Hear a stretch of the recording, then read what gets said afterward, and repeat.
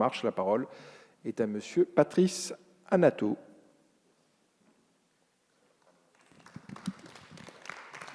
Merci, Monsieur le Président. Madame la Ministre, les questions du pouvoir d'achat et de pouvoir vivre de son travail sont au cœur des préoccupations de nos concitoyens et du débat démocratique de notre pays.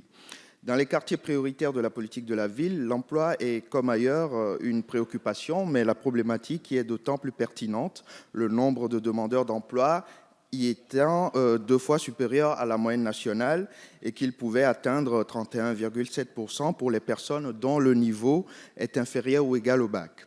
À ces difficultés s'ajoutent celles des discriminations à l'embauche qui font qu'à diplôme, âge et parcours égaux, un habitant des QPV a plus de difficultés à accéder au marché de l'emploi.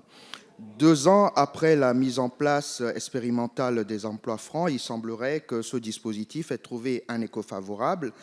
Il n'a pourtant pas atteint ses pleins effets.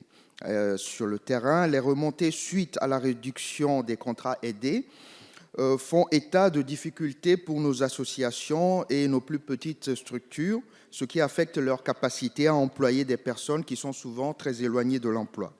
Bien que les emplois aidés aient eu un impact nuancé sur le chômage et la formation professionnelle, ces retours témoignent des difficultés qui subsistent à l'emploi, notamment dans ces quartiers.